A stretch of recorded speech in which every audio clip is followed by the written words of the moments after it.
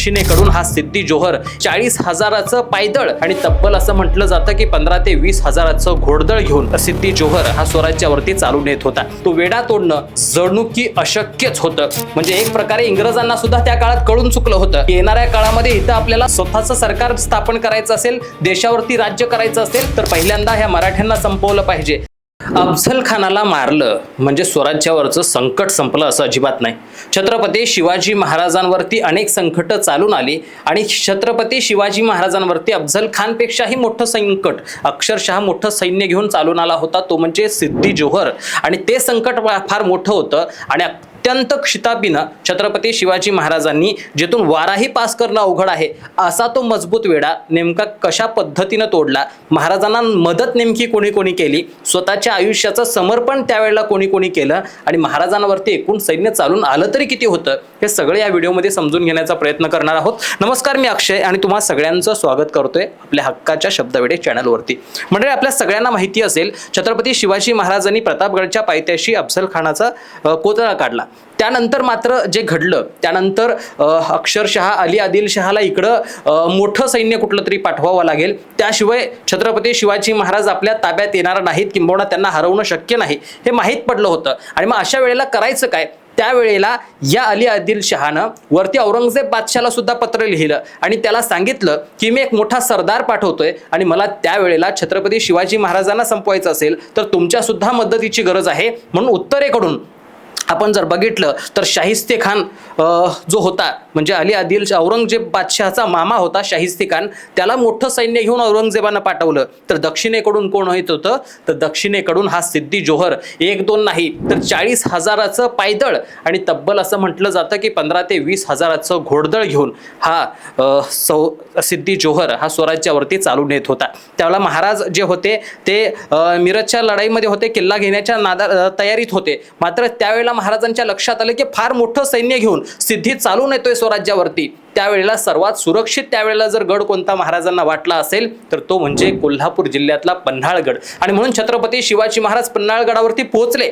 मात्र पोहोचल्यानंतर तिथं जो काही वेढा या सिद्धी जोहरनं घातला होता, अक्षरशः असं म्हटलं जातं की जिथून मुंगी सुद्धा बाहेर पडू शकत नाही असा तो भव्य दिव्य आणि इतक्या ताकदवन चौक्या आणि इतके ताकदवन सरदार घेऊन तो आला होता की तिथून तुटणं, तो वेढा तोडणं जणू की अशक्यच होतं। मग नेमकं करायचं काय हे कळायला अवघड झालं। त्यावेळेला 1-2 नाही तर अशा अनेक लोकांनी या सिद्धी जोहरला मदत केली।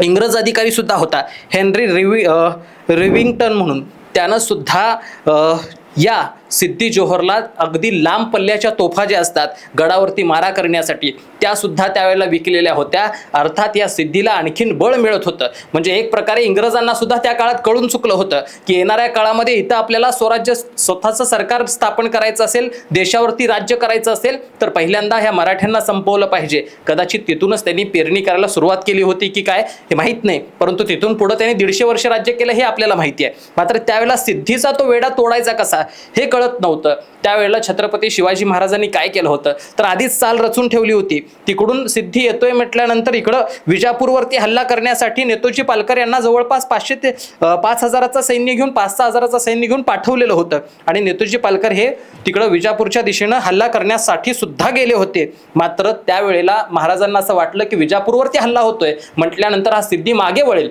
पण हा सिद्धी मागे वळला नाही। त्यानं सुद्धा 5,000-6,000चं सैन्य पाठवलं आणि तिकडं बघून घ्या तुम्ही या भूमिकेत गेला आणि इकडं मात्र त्यानं पन्हाळ्याचा वेढा अजिबात सुटू दिला नाही, कारण त्याच्या टार्गेटवरती होते ते छत्रपती शिवाजी महाराज।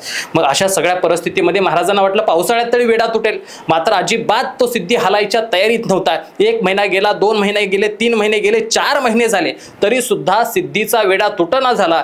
इथं स्वराज्याच्या अक्षरशः त्या छत्रपती शिवाजी महाराज जिथे होते त्या पन्हाळगडावरच्या सगळ्या कोठाऱ्या रिकामी व्हायला लागली, सैन्याला अन्नधान्याचा तुटवडा निर्माण व्हायला लागला आणि अशा परिस्थितीत आता करायचं काय? म्हणून महाराजांनी स्वतःचा एक वेगळा डाव टाकायला सुरुवात केली। असं म्हणतात की जिथं अनेक वाटा बंद होतात तिथं महाराजांना अनेक वाटा सुचायच्या आणि महाराजांनी मग या वेड्यामध्ये सगळ्यात कुमकुवत जागा कुठली आहे हे सगळी शोधायला सुरुवात केली। त्यावेळेला दुसऱ्या बाजूला असंही घडलं होतं की नेतोजी पालकर विजापूरवरून परत आल्यानंतर स्वतः मासाहेब जिजाऊ यांनी सुद्धा नेतोजी पालकरांना सांगितलं होतं की जावा महाराजांच्या मदतीसाठी धावून जावा आणि त्यावेळेला तुम्ही जावा नाही तर मी जाते ही भूमिका त्यावेळेला जिजाऊ मासाहेबांची होती। त्यामुळे नेताजी पालकर हे स्वतः तिथं पुन्हा एकदा त्या सिद्धी जोहरच्या वेड्यावरती आक्रमण करायला गेले होते, मात्र त्याच्यामध्ये वेढा त्यांनाही तोडता आला नव्हता.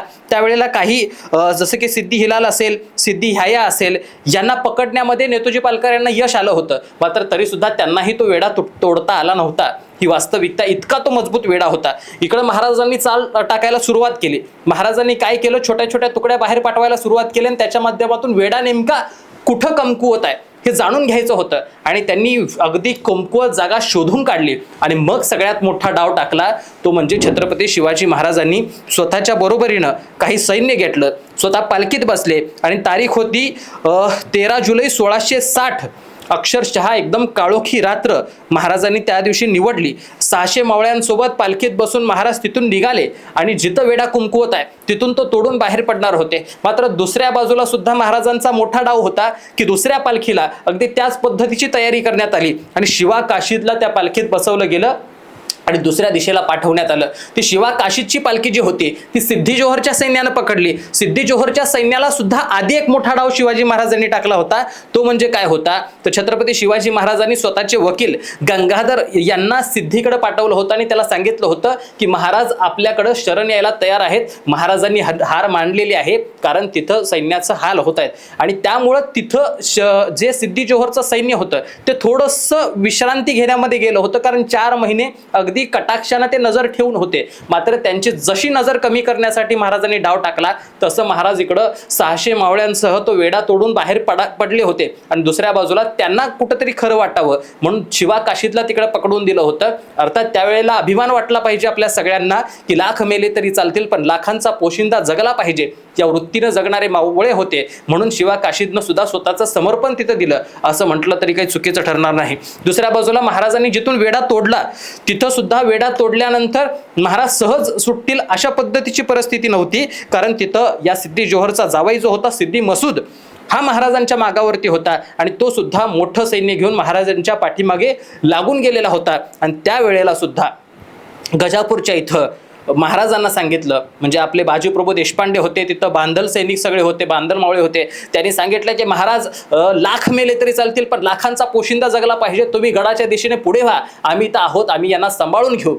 आणि त्यावेळेला महाराजांची इच्छा नसताना सुद्धा महाराजांना गडाच्या दिशेने जावं लागलं आणि महाराज विशालगडाच्या दिशेने गेले आणि याच गजापूरच्या तिथल्या त्या खिंडीमध्ये अक्षरशः या सगळ्या सिद्धी मसूद असेल, त्याचं ते सगळं सैन्य असेल, यांच्याशी कशा पद्धतीनं बाजीप्रभू देशपांडे लढले असतील याची कल्पना सुद्धा करणं अक्षरशः अंगावरती शहारा आणणार आहे. त्यावेळेला बाजीप्रभू देशपांडे असतील, बांधल सैन्य असेल, यांनी सगळ्यांनी अगदी निखरानं लढा हा त्यावेळेला दिलेला होता. मात्र महाराज तिथून गेले विशालगडच्या दिशेने, अर्थात संकट संपलं असं नव्हतं, पुढं आणखीन एक संकट वाट बघत होतं. इकडं सिद्धी जोहरनं पुन्हा तिथं जाऊन सुद्धा स्वराज्याचे गद्दार काही नेमले होते. अर्थात तिथं विशालगडाच्या पायथ्याशी ज्या वेळेला महाराज पोहोचले तिथं शत्रू तयार होता. जसवंतराव दळवी आणि त्याचबरोबर सूर्याराव मोरे यांना तिथं नेमून ठेवलेलं होतं आणि ज्यावेळेला महाराज जर चुकून तिथं आलेच तर तिथं त्यांचा खात्मा करावा अशा पद्धतीच्या सूचना होत्या. मात्र त्यावेळेला सुद्धा महाराजांनी या दोघांशी सामना केला, अर्थात त्यांच्या सैन्याशी सामना केला आणि तिथून महाराज विशालगडावरती सुखरूप पोहोचले, तोफांचे मारे झाले आणि त्यावेळेला कुठेतरी तिथं खाली असणाऱ्या बाजीप्रभू देशपांडे आणि त्याचबरोबर बांधल सैन्याला कळालं की आमचा राजा सुखरूप आहे. मला सांगायचं एवढंच आहे की या स्वराज्यासाठी स्वतःचं बलिदान देणारे अनेक मावळे होऊन गेले म्हणून हे स्वराज्य उभं राहू शकलं.